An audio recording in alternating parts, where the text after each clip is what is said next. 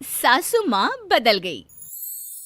कहानी उस घर की है जहाँ बहू और बेटी को एक माना जाता था, लेकिन फिर अरे शिखा बेटा, तू रसोई में क्यों घुसी रहती है? जा, रोटी मैं बना लूंगी। नहीं नहीं माँ जी, आप बैठिए, बस सारा खाना बन ही गया है। श्वेता को बोल देती हूँ, वो खाना लगा देगी सबका। सॉरी भाभी, मेरे पास वक्त नहीं है। माँ, मुझे पैसे देना, पार्लर जाना है। हाँ हाँ चली जाना, भाभी को भी ले जाना। वो भी जाने को बोल रही थी पार्लर, पर पहले ना मदद कर दे उसके खाना लगाने में। देख माँ, वो बहू है, उसे बहू रहने देना, इतना सर पर मत चढ़ा भाभी को। श्वेता, ज्यादा मत बोला कर। बहू और बेटी में कोई फर्क नहीं होता है। जा जाकर काम कर। ननद को माँ का भाभी से इस तरह प्यार करना बिल्कुल अच्छा नहीं लगता। वो बार बार किसी न किसी तरह माँ को भाभी के खिलाफ भड़काती रहती, लेकिन कोई फायदा ना होता।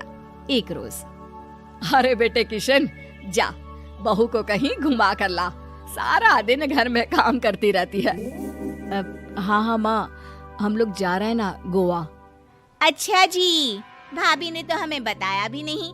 वैसे तो सारी पंचायत करती है, ये गोवा वाली बात क्यों छुपा गई हमसे? अरे क्योंकि उसे खुद नहीं पता था बहन। मुझे टिकट सस्ती मिल रही थी तो मैंने बुक कर दिया। हाँ शिखा, पैकिंग कर ले, संडे हम जा रहे हैं गोवा। दोपहर में शिखा पैकिंग कर रही थी कि सास आ जाती है। ये क्या बहू, साड़ियाँ? अरे गोवा जा रही है घूमने या फिर शादी में मायके हैं? माँ जी, ऐसा कुछ है ही नहीं, समझ में नहीं आ रहा क्या रखूं कपड़े में। अरे तेरी और श्वेता की साइज तो एक ही है, उसके कुछ मॉडर्न कपड़े ले ले, आकर लौटा देना। हाँ माँ जी, ये ठीक रहेगा। शिखा श्वेता के पास जाती है और उससे कपड़े मांगती है।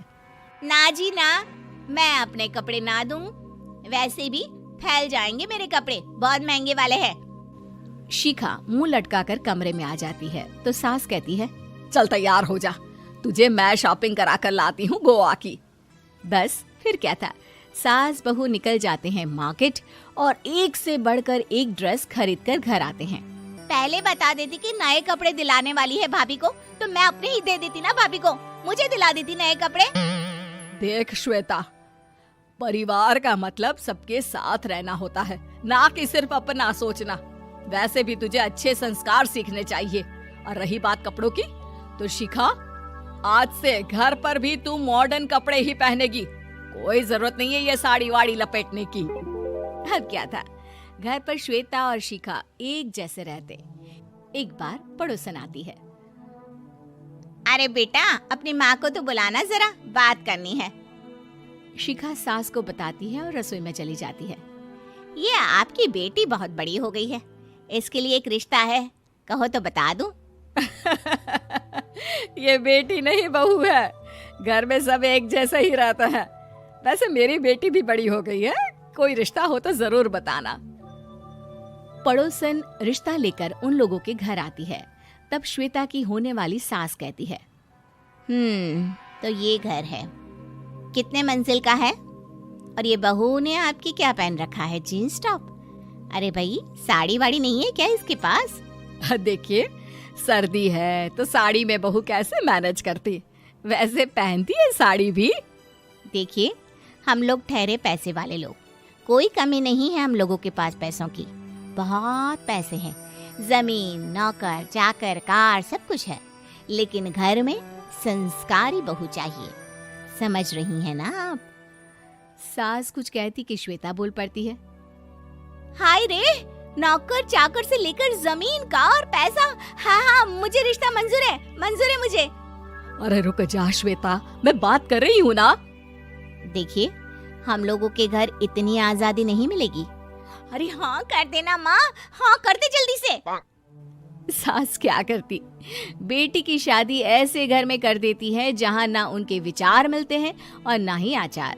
शादी के बाद एक रोज फोन पर, श्वेता बेटा, एक बार घर आ जा, बहुत दिल करता है तुझे देखने का। माँ, वो घर पर बहुत काम होता है, कैसे आऊँ? बड़ा घर है, लेकिन आने जाने वालों की लाइन ही लगी रहती है। बेटा मैं तो जानती थी उस घर का हाल, लेकिन तू ही नहीं मान रही थी। माँ देख, हर घर का यही हाल है। तेरी बेटी को यहाँ घूंघट हटाने की परमिशन नहीं है और एक तरफ भाभी स्कर्ट पहनकर घूम रही है। बेटा मुझे क्या पता था कि मेरी बेटी को ससुराल के नाम पर पिंजरा मिल जाएगा। अच्छा माँ, फोन रखती हूँ, सास को गर्मा गर्म रोटी खिलानी है। तुम लोगों की तरह नहीं कि एक रोटी बनाओ, एक सब्जी बनाओ, फिर सारा दिन फ्री होकर घूमो। सास फोन तो रख देती है, लेकिन सोच में पड़ जाती है कि एक तरफ बेटी जिसे कोई आजादी नहीं, वहीं दूसरी तरफ बहू जिसे देखकर लगता ही नहीं कि उसकी शादी भी हुई है। अगले रोज। शिखा, अरे ओ शिखा। हाँ माँ, क्या हुआ? कुछ चाहिए आपको? मैं जिम जा रही थी। जिम के कपड़ों में बहू को देखकर सास को घूंघट में अपनी बेटी का ख्याल आता है। देख बहू, घर में बहू की तरह रहा कर। इतने टाइट कपड़े पहनकर जिम जाना पसंद नहीं मुझे। जा जाकर रोटी बना। रोटी? माँ अभी तो शाम के 6 बजे हैं, इस वक्त रोटी? अब क्या मेरे खाने पीने पर भी पहरा है? अरे जब मर्जी तब मैं अपने घर में खा भी नहीं सकती क्या? बहू को अजीब लगता है। वो समझ नहीं पाती कि जो सास कल तक इतनी सपोर्टिव थी, उन्हें अचानक से क्या हो गया। वो किचन में जाती है, गरम रोटी के साथ 2 तरह की सब्जी, रायता, सलाद सब लेकर सास के पास आती है। माँ जी, खाना। इतना सारा खाना? राक्षस समझा है क्या मुझे? रोटी मांगी थी मैंने गर्मा गर्म बस। पर माँ जी, रोटी खाती किससे आप? सब्जी तो बनानी थी ना।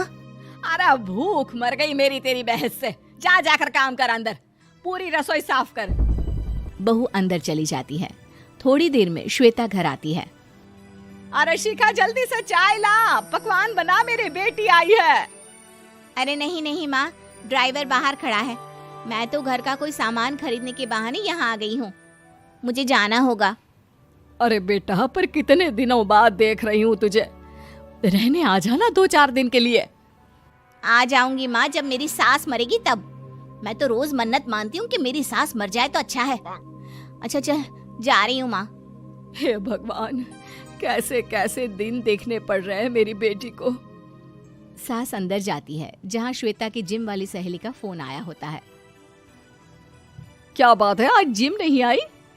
अरे पता नहीं यार, आज माँ को क्या हो गया अचानक।